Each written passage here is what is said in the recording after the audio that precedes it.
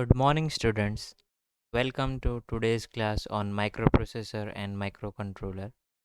Today we will start new chapter on external memory interfacing.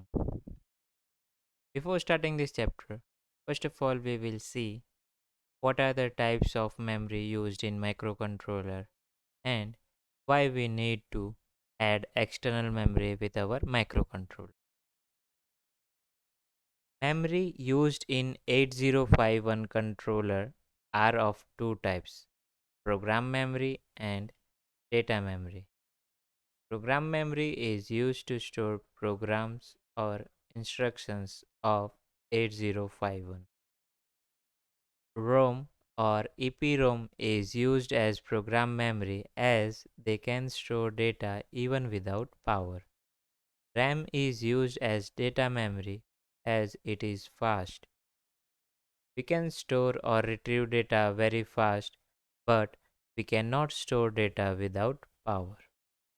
8051 has internal program and data memory, but it has limited capacity. So, in order to increase memory capacity, we connect external memory with 8051 microcontroller. ठीक है, जो हमारा 8051 होता है उसमें memory दो types की होती हैं। एक तो पहली होती है प्रोग्राम मेमोरी और दूसरी होती है डेटा मेमोरी।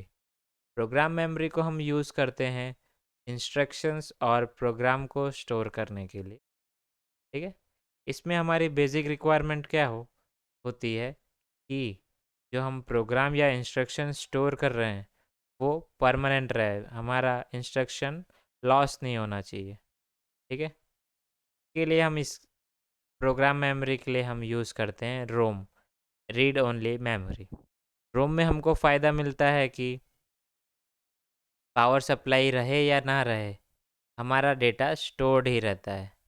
इसीलिए हम हमेशा प्रोग्राम मेमोरी के लिए हम रोम को यूज़ करते हैं या तो ईपी रोम को यूज़ करें। दूसरी मेमोरी टाइप होती है वो है डेटा मेमोरी। ठीक है, जो ऑपरेशन हम परफॉर्म करते हैं तो उसके लिए जो डेटा होता है उसको स्टोर हम डेटा मेमोरी में करते हैं। डेटा मेमोरी के लिए रिक्वायरमेंट होती है कि हमें डेटा प्रोसेसिंग फास्ट हो, फटाफट डेटा फैच कर सकूं और डेटा जो स्टोर करवाना हो वो भी फास्ट हो। इसीलिए हम रैंडम एक्सेस मेमोरी को as a data memory use करते हैं। रैम का हमको बेनिफिट मिलता है कि उसमें जो डेटा प्रोसेसिंग होती है वो बहुत फास्ट होती है कंपेयर टू रोम या ईपी रोम। मगर सर हमको जो डेटा का स्टोरेज है वो सिर्फ जब तक पावर सप्लाई होती है वहीं तक मिलेगा। सपोज़ मैंने कोई डेटा स्टोर किया है प्रोग्राम का रैम में, जब तक मेरी पावर सप्लाई कंट्रोलर से कनेक्टेड रहेगी तो ये जो डेटा रैम में है वो स्टोर्ड रहेगा। मगर जैसे ही पावर कट ऑफ हो जाएगा तो थोड़े टाइम के बाद वो सारा डेटा लॉस हो जाएगा। इसीलिए हम रैम को सिर्फ डेटा मेमोरी में ही यूज़ करते हैं। ठीक है, अब हम सोचेंगे कि हमको एक्सटर्नल मेमोरी लगाने की ज़रूरत क्यों पड़ती। माइक्रो कंट्रोलर में तो पहले से ही डेटा मेमोरी और प्रोग्राम मेमोरी दोनों होती है, मगर उसकी कैपेसिटी बहुत कम होती है, फ्यू हंड्रेड किलोबाइट्स में ही रहती है। इसलिए जो मेमोरी को एक्सपांड करने के लिए हम एक्सटर्नल मेमोरी कनेक्ट कर देते हैं 8051 की। ठीक है, इधर दो पॉइंट ध्यान में रखना है कि हम प्रोग्राम मेमोरी के लिए रोम या तो ईपी रोम यूज़ करते हैं, तो मेरे को एक्सटर्नल जब प्रोग्राम मेमोरी चाहिए होगी तो मैं एक्सटर्नली एक रोम कनेक्ट करूँगा। और वैसे ही मेरे को अगर डेटा मेमोरी को एक्सपांड करना है तो मैं एक एक्सटर्नल रैम कनेक्ट करूँगा। ठीक है, अब हम नेक्स्ट टॉपिक पे चलते हैं जो कि है 8051 प्रोग्राम मेमोरी। ठीक है, ये एक नॉर्मल स्ट्रक्चर है प्रोग्राम मेमोरी का। लेफ़्ट साइड में आप कॉम्बिनेशन देख सकते हैं इंटरनल और एक्सटर्नल मेमोरी का, और राइट में पूरी की पूरी एक एक्सटर्नल प्रोग्राम मेमोरी है जो कि रोम या तो एक ईपी रोम होगी। इधर एक एनेबल पिन होती है जिसको हम डिनोट करते हैं ईए से, उसका भी हम यूज़ देखेंगे। पहले थियरी देख लेते हैं फिर उसको एग्जाम्पल डायग्राम के थ्रू समझेंगे। When EA pin, that is enable pin, is connected to VCC, that is our supply, program fetched addresses from 000 in hex to 0FFH are directed to internal ROM, and program fetched addresses from 1000 in hexadecimal to FFF are directed to external ROM और EPROM।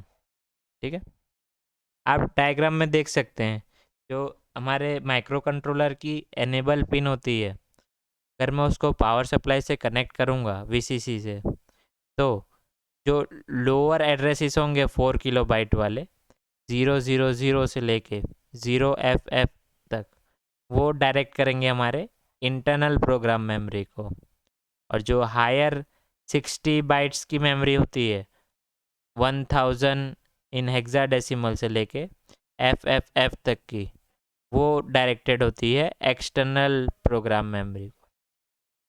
ठीक है, when EA pin is grounded, all addresses 000 to FFF fetched by program are directed to external ROM और EPROM। जब हमारा जो enable pin grounded होगा, मतलब 0 मिल रहा होगा मेरे को EA में, उस टाइम जो मेरे सारे एड्रेस होते हैं वो सब के सब डायरेक्ट करेंगे एक्सटर्नल मेमोरी को। ठीक है, आपको पता ही होगा माइक्रो कंट्रोलर पूरे सब्जेक्ट में एड्रेसिंग के लिए हम हेक्साडेसिमल नंबर सिस्टम ही यूज़ करते हैं, इसीलिए 000 से लेके FFF ये टोटल एड्रेस कितना डेटा को इंडिकेट करता है, 64 किलो बाइट्स को। ठीक है, तो जो प्रोग्राम मेमोरी में ये पिन का बहुत इंपॉर्टेंस होता है। ठीक है, वो ग्राउंडेड है कि पावर सप्लाई से कनेक्ट है, उसके हिसाब से मेमोरी लोकेशन इंटरनल होगी कि एक्सटर्नल होगी वो डिसाइड होगा। अब हम नेक्स्ट टॉपिक में इंटरफेसिंग देखेंगे प्रोग्राम एक्सटर्नल प्रोग्राम मेमोरी का 8051 से। Interfacing of 8051 with external program memory रोम और EPROM। ठीक है, अब मेरे को एक्सटर्नल प्रोग्राम मेमोरी लगानी है, तो मैं एक रोम या EPROM का ही यूज़ करूँगा। इधर स्टूडेंट्स बहुत कंफ्यूज हो जाते हैं, प्रोग्राम मेमोरी बोलते हैं, क्वेश्चन में दिया रहेगा कि प्रोग्राम मेमोरी का इंटरफेसिंग बताओ, और वो डेटा मेमोरी का ड्रॉ करके एक्सप्लेन करके आ जाते हैं। ठीक है, तो आपको ध्यान रखना जब प्रोग्राम मेमोरी हो तब रोम या EPROM से हम कनेक्ट करेंगे। इंटरफेसिंग का मतलब क्या होता है, कनेक्शन कैसे कर रहे हैं वो। अब हम डायग्राम के थ्रू पहले समझ लेते हैं। एक मेरा 8051 माइक्रो कंट्रोलर है लेफ़्ट साइड में, और राइट साइड में एक रोम है जिसको हम यूज़ करेंगे as a external program memory. ठीक है, जो पोर्ट 0 है माइक्रो कंट्रोलर का, उसको हम एज अ मल्टीप्लेक्सर यूज़ करते हैं। ये एनेबल पिन ग्राउंडेड है। ठीक है, ग्राउंड होने की वजह से क्या होगा, जो लोअर 4 किलो बाइट एड्रेस है वो डायरेक्ट करेंगे इंटरनल मेमोरी को, और हायर 60 बाइट डायरेक्ट करेंगे एक्सटर्नल मेमोरी को। ALE सिग्नल होता है वो डीमल्टीप्लेक्सिंग के लिए यूज़ करते हैं। पोर्ट 2 हमारा हायर एड्रेस देगा, और PSEN सिग्नल है उसको हम आगे देखेंगे। ठीक है, अब जो मेरे को एक्सटर्नल रोम है, ठीक है, वहाँ से मेरे को क्या करना होगा, डेटा लेना होगा या डेटा शेयर करना होगा। तो उसके लिए 8 बिट या 1 बाइट की ज़रूरत होती है, और जो टोटल 64 किलो बाइट का एड्रेस होता है उसको डिनोट करने के लिए मेरे को मिनिमम 18 बिट्स की ज़रूरत पड़ती है। ठीक है, तो हमारा एड्रेस जो होगा एक्सटर्नल मेमोरी को डिनोट करने के लिए वो 16 बिट्स का होगा। तो उसका एड्रेस A0 से A15 होगा अगर नॉमेनक्लेचर करेंगे तो। अब इसको हम डिटेल में देखेंगे।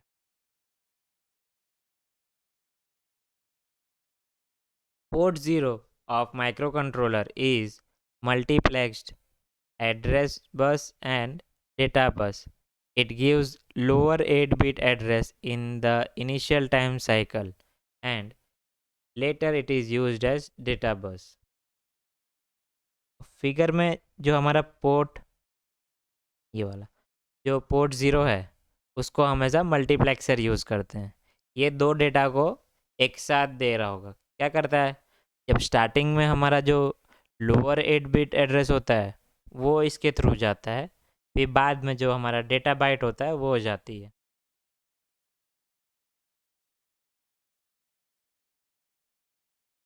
8-bit address is latched using external latch and ALE signal is generated by 8051. Port 2 provides higher order 8-bit address. PSEN signal is used to activate output enable signal of external ROM or EPROM. EA pin is grounded, so it will direct lower 4 KB address to internal program memory and higher 60 KB address to external program memory. ठीक है students, आपको पता ही होगा हम multiplexing क्यों use करते हैं। जो बस है उसका एफिशिएंट यूज़ करने के लिए हम मल्टीप्लेक्सिंग करते हैं। तो मेरे को जो एड्रेस चाहिए होगा एक्सटर्नल मेमोरी का, वो स्टार्टिंग में ही चाहिए होगा। जिस पर्टिकुलर एड्रेस में मेरे को डेटा स्टोर या रिट्रीव करना है वो सिर्फ स्टार्टिंग में चाहिए होता है। उसके लिए सेपरेट लाइन देने की जगह हम उसको मल्टीप्लेक्स करा देते हैं डेटा बस के साथ। ठीक है, तो वहाँ हमारे को कॉस्ट सेविंग होती है। तो जो स्टार्टिंग की टाइम साइकिल होगी, जो हमारा एड्रेस और डेटा बस है उस पर क्या होगा, जो लोअर एड्रेस है हमारा एक्सटर्नल मेमोरी का A0 से लेके A7 वाले बिट, वो हमारे ये बस में जाएगी। उसको हम डीमल्टीप्लेक्सिंग किसकी मदद से करते हैं, एक एक्सटर्नल लैच की मदद से करेंगे जो इस एड्रेस को स्टोर करके रखेगा, और इसके लिए कंट्रोल सिग्नल हमारा 8051 का ALE पोर्ट देगा। ठीक है, बाद की साइकिल में ये बस as a data bus he use होगी, इसमें सिर्फ डेटा कम्युनिकेट कर सकते हैं। पोर्ट 2 होगा वो हमारा हायर एड्रेस देगा, जो बाकी के 8 बिट बची वो हायर 8 बिट्स पोर्ट 2 प्रोवाइड करेगी। ठीक है, और जो कंट्रोलर का PSEN है सिग्नल, वो कंट्रोल करेगा, एनेबल करेगा आउटपुट एनेबल रोम का। ठीक है, ये एक इंटरफेसिंग है 8051 की रोम के साथ। इसके बाद हम टाइमिंग डायग्राम देखेंगे। Timing diagram for external program memory read cycle. ठीक है, एक्सटर्नल प्रोग्राम मेमोरी में जब मैं रीड करवा रहा हूँ डेटा, यानी एक्सटर्नल मेमोरी से डेटा ले रहा हूँ, उस टाइम का टाइमिंग डायग्राम देखेंगे। अब स्टूडेंट्स, हम टाइमिंग डायग्राम क्यों यूज़ करते हैं, जब एक साथ मल्टीपल प्रोसेस हो रही होती है उसको सिंपल तरीके से समझने के लिए हम टाइमिंग डायग्राम का यूज़ करते हैं।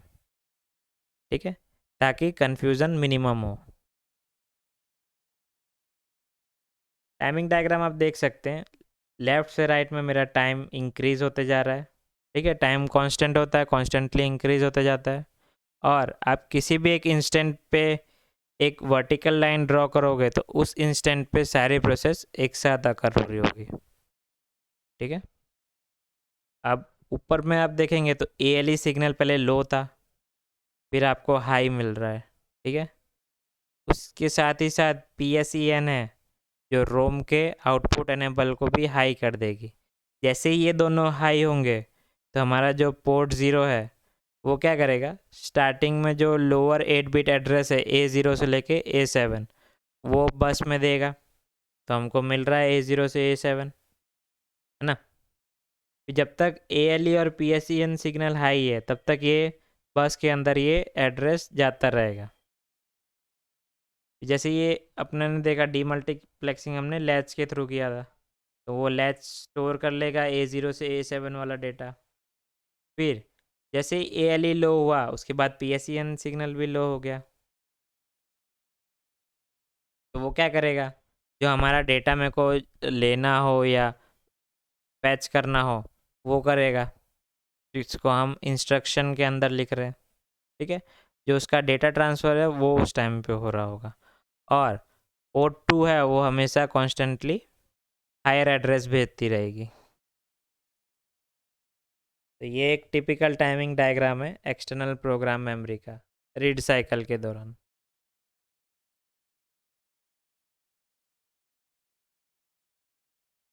Exam question. अब स्टूडेंट्स, आपका 5th सेमेस्टर का रिजल्ट आया ही होगा, आप सबने देखा ही होगा।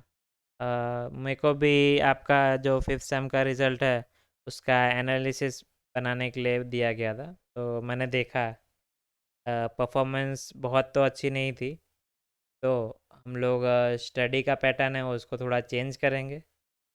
थियरी और न्यूमेरिकल्स तो देखेंगे ही, साथ में जो एग्ज़ाम पॉइंट ऑफ व्यू से इम्पोर्टेंट क्वेश्चंस है उसको भी मैं आपको हाईलाइट करवाऊंगा, ताकि जो आपकी एंड सेमेस्टर एग्ज़ाम होती है उसमें आप अच्छे से परफॉर्म करो।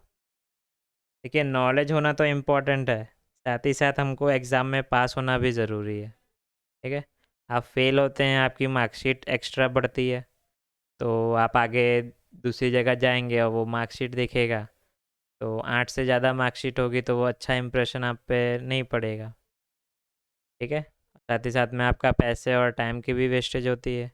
तो एज आ आपका टीचर मेरी रिस्पॉन्सिबिलिटी बनती है कि मैं आपको अच्छा नॉलेज भी दूं, साथ ही साथ आपका एग्ज़ाम भी क्लियर कराऊं। ठीक है, तो अब से हम थियरी पढ़ेंगे, साथ ही साथ इम्पोर्टेंट क्वेश्चंस को भी देखेंगे, और आपका टास्क रहेगा कि कंपलसरी आपको ये कम से कम एक बार तो लिख के प्रैक्टिस करना ही है। ठीक है, मैं चाहता हूँ इस बार आप सभी के सब माइक्रो प्रोसेसर माइक्रो कंट्रोलर में पास हो। ठीक है, एक्सपेक्टेशन है तो मेरा कम से कम BC या AB ग्रेड आपको सभी को लाना है, पास तो होना ही है। ओके, तो इस चैप्टर की सबसे इम्पोर्टेंट टॉपिक है जो एग्ज़ाम में रिपीटेडली पूछाती है, वो है draw and explain interfacing of external program, जो कि रोम विथ 8051 है। ठीक है, क्वेश्चन कैसा पूछा जाएगा कि आप जो एक्सटर्नल प्रोग्राम मेमोरी है उसको ड्रॉ करो और उसकी इंटरफेसिंग एक्सप्लेन करो। ठीक है, तो एक्सटर्नल प्रोग्राम मेमोरी के लिए हम रोम यूज़ करते हैं, तो वो क्वेश्चन को थोड़ा ट्रिकी बनाने के लिए या तो लिख देगा एक्सटर्नल प्रोग्राम मेमोरी, या तो डायरेक्टली रोम लिख देगा बिना लिखे हुए, स्पेसिफाई नहीं करेगा कि एक्सटर्नल प्रोग्राम मेमोरी है। ठीक है, तो उस टाइम आपको अपना दिमाग लगाना है कि रोम का मतलब एक्सटर्नल प्रोग्राम मेमोरी के साथ इंटरफेसिंग करना है। उसके लिए आप क्या करेंगे, सबसे पहले ये डायग्राम ड्रॉ करेंगे जो बताता है कि 8051 एक्सटर्नल रोम के साथ कैसे कनेक्टेड होता है। फिर इस डायग्राम को आप पूरा एक्सप्लेन करेंगे। ठीक है, कौन सा पोर्ट कहाँ कनेक्टेड है, उसका यूज़ क्या है, फिर ये टाइमिंग डायग्राम पूरा एक्सप्लेन करेंगे। ठीक है, इससे एक और क्वेश्चन भी बनता है कि जो हमारा एक्सटर्नल प्रोग्राम मेमोरी है उसकी टाइमिंग साइकिल एक्सप्लेन कीजिए, तो आप ये फिगर के थ्रू उसको एक्सप्लेन कर सकते हैं। ठीक है, आपको ये वाला क्वेश्चन तो कम से कम एक बार लिखना ही है, प्रैक्टिस कीजिए और फिर आप देखेंगे। देखिए, नॉलेज होना अच्छी बात है, ठीक है, मगर GTU में एक शॉर्टकट होता है कि GTU वाले जो फैकल्टी पेपर बनाती हैं वो मैक्सिमम प्रीवियस 3 या 4 ईयर के जो क्वेश्चंस होते हैं उसी को रिपीट कर देते हैं। तो अब पूरे सेमेस्टर तो आप नॉलेज लेने के लिए पढ़ेंगे, मगर जब आपके एग्ज़ाम पास आएगी तो मार्क्स इम्प्रूव करने के लिए आप जो प्रीवियस 3 या 4 ईयर्स के क्वेश्चंस है उस पर ज़्यादा फोकस देंगे ताकि आपके ग्रेड इम्प्रूव होए। ठीक है, तो ये क्वेश्चन आपके एग्ज़ाम पॉइंट ऑफ व्यू काफ़ी इम्पोर्टेंट, तो इस पर ध्यान दीजिएगा। अब हम नेक्स्ट टॉपिक पे चलते हैं, instructions use to access external ROM. ठीक है, अब जो एक्सटर्नल रोम का एक्सेस लेने के लिए कौन से इंस्ट्रक्शन यूज होते हैं, पहले हम इंस्ट्रक्शन को देखेंगे, उसका सिंटेक्स क्या है और उसका ऑपरेशन क्या होता है। पहला है move C space A comma @a+dptr। Operation क्या बोल रहा है, copy the contents of external Rome address formed by adding a and the dptr data pointer. ठीक है, आपको पता ही है हम जब मूव के बाद लिखते हैं वो वाले में डेटा जा रहा होता है, कॉमा के बाद वाले जो रजिस्टर होता है उसमें से डेटा पहले वाले में जाता है। तो ये कमांड क्या बोलता है, जो एक्सटर्नल एड्रेस बन रहा है a+ डेटा पॉइंटर का, उसका डेटा A रजिस्टर में मूव करवा दो या कॉपी करवा दो। मूव सी लिखा है इसलिए कॉपी होता है। और यहाँ नोट करने के लिए जब हम एक्सटर्नल मेमोरी के साथ कोई ऑपरेशन परफॉर्म करेंगे उस टाइम हम @ यूज़ करेंगे। दूसरा कमांड है move C space A comma @a+pc। Copy the contents of external ROM address formed by adding A and the PC, that is program control, to register A। तो A plus PC के combination से जो external memory address बन रहा है उसके अंदर जो डेटा है वो कॉपी करवा दो हमारे रजिस्टर A में। ठीक है।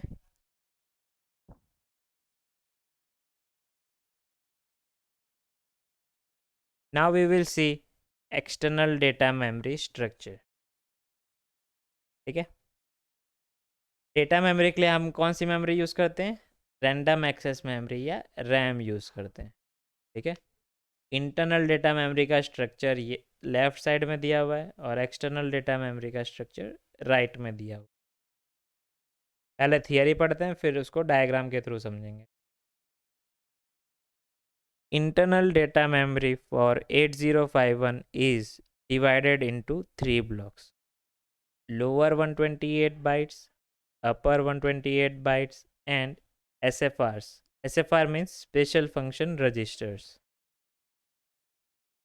Upper addresses and special function register occupy same block of address, that is from 80H to FFH।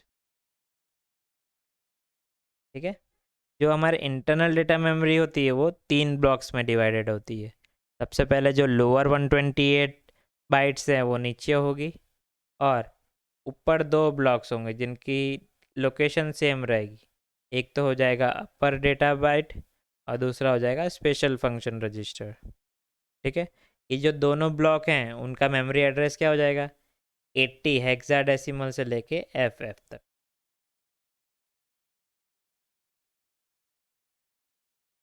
Upper address space or block is accessible by indirect addressing only, while SFR are accessible by direct addressing only. ठीक है। अब दोनों की address तो same है तो उनको अलग अलग डिफ्रेंशिएट करने के लिए हम अलग अलग एड्रेसिंग मोड यूज़ करते हैं।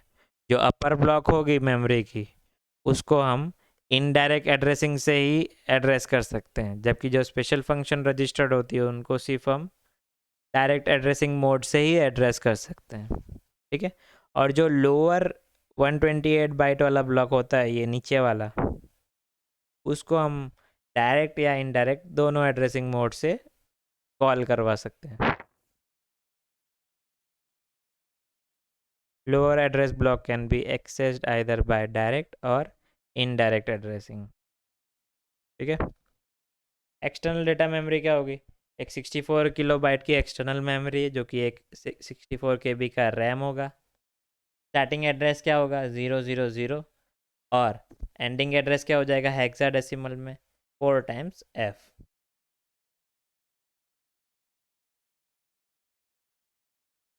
Now we will see our next topic, that is interfacing of 8051 with external data memory। ठीक है।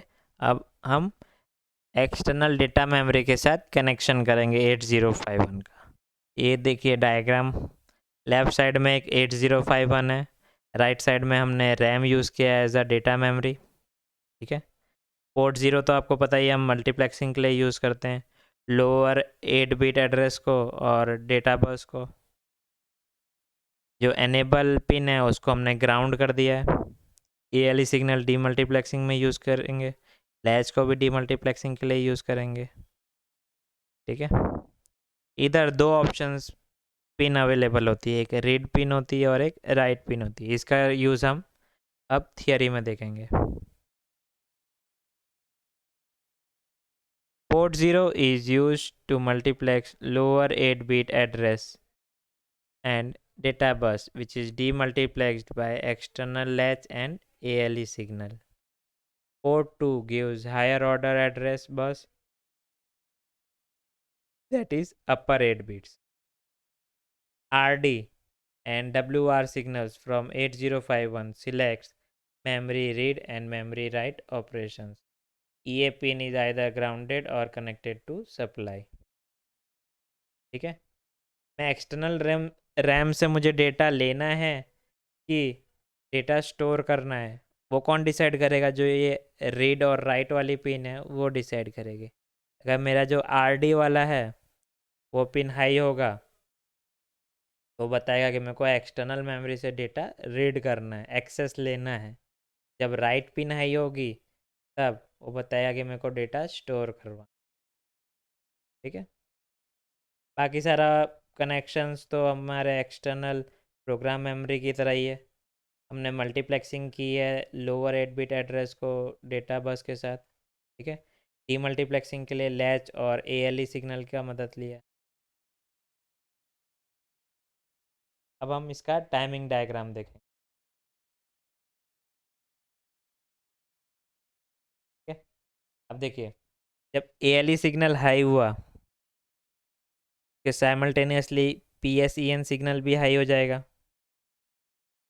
अब हमारा जो राइट वाला सिग्नल है वो कॉन्स्टेंटली हाई रह रहा है। ठीक है, वो बताएगा कि मेरे को एक्सटर्नल मेमोरी में डेटा स्टोर करवाना है। तो पोर्ट 0 का स्टार्टिंग में काम क्या होता है? अब दोनों जब मेरे को तीनों हाई मिल गया तो जो स्टार्टिंग में पोर्ट 0 का जो काम होगा वो होगा एज अ जो लोअर 8 बिट एड्रेस होगा उसको भेजना। मेरे को लोअर 8 बिट एड्रेस मिलेगा यहाँ पे A0 से लेके A7। वो हमारा डेटा मैं स्टोर करवा दूंगा लैच में। ठीक है, फिर जैसे ही तीनों सिग्नल मेरे को लो मिल रहा है, राइट वाला लो, मैं जो डेटा आउटपुट है, जो डेटा मेरे को भिजवाना है वो मैं सेंड करवा दूंगा। ये पूरा डेटा गया। और हमारा पोर्ट 2 है, पोर्ट 2 का तो एक ही काम होता है, जो हमारा एक्सटर्नल मेमोरी का हायर 8 बिट वाला एड्रेस है वो शो करना। ठीक है, ये एक टिपिकल राइट साइकिल है। इसी तरह रीड साइकिल भी होगी। रीड साइकिल में क्या होगा? ये राइट वाला जो सिग्नल है वो लो हो जाएगा और रीड वाला सिग्नल हाई हो जाएगा। तो उस टाइम पोर्ट 0 का भी आधा काम सेम होगा। स्टार्टिंग में हमारा जो लोअर 8 बिट एड्रेस बिट है वो शो करेगी। उसके बाद जो बाद का फंक्शन होगा वो चेंज हो जाएगा। वो क्या करेगा? एक्सटर्नल डेटा मेमोरी से डेटा ले लेगा। तो यहाँ जो डेटा आउट हो रहा है वहाँ डेटा इन हो जाएगा। पोर्ट 2 का काम रीड में साइकिल में भी सेम ऐसा ही रहता है और राइट साइकिल में भी ऐसे ही रहेगा। ठीक है, ये टॉपिक भी एग्ज़ाम पॉइंट ऑफ व्यू बहुत इम्पोर्टेंट है। मोस्टली ये क्वेश्चन पूछा था ये GTU के पेपर में। और क्वेश्चन रहता है explain interfacing and timing diagram for external data memory. ठीक है, ट्विस्ट करने के लिए लिख देगा इंटरफेसिंग बताओ रैम के साथ। तो आपको ये पूरा लिखना है। सबसे पहले इंटरफेसिंग डायग्राम ड्रॉ करना पड़ेगा, उसको पूरा आप एक्सप्लेन करो किस पिन का क्या यूज़ है। फिर राइट साइकिल को एक्सप्लेन कर दो और ड्रॉ कर दो। ठीक है, अब हम नेक्स्ट टॉपिक में जाते हैं जो है instructions to access external data memory.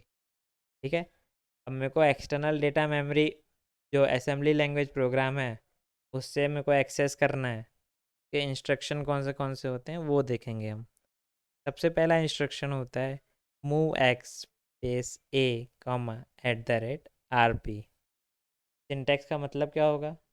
Copy the contents of external address in RP to A। ये क्या बोलेगा? जो RP के अंदर एक्सटर्नल एड्रेस दिया हुआ है उसमें जो कंटेंट है उसको कॉपी कर दो और जो रजिस्टर A है उसमें डाल दो। ठीक है, नेक्स्ट कमांड क्या है? Move x space A comma @DPTR। ये क्या बोलेगा? Copy the contents of external address in DPTR to A। DPTR में जो एक्सटर्नल एड्रेस पड़ा हुआ है उसमें जो डेटा है उसको कॉपी करो और जो A वाला रजिस्टर है उसमें डाल दो। ठीक है, अब पोजीशन में इंटरचेंज कर दूंगा तो उसका मीनिंग क्या होगा? Move x space @rp comma A, copy the data from A to external address in rp। जो ए में मेरा डेटा है उसको पहले कॉपी करो और आरपी के अंदर जो एक्सटर्नल एड्रेस है उसमें पेस्ट कर दो। मूव एक्स @dptr कॉमा ए, इसका फंक्शन आप मतलब आप खुद ही समझ सकते हैं। ठीक है स्टूडेंट्स, आज के लिए हम इतना ही रखते हैं। आपको ये जो दोनों जीटीयू का इम्पोर्टेंट क्वेश्चन है वो एक बार लिखना है। ठीक है।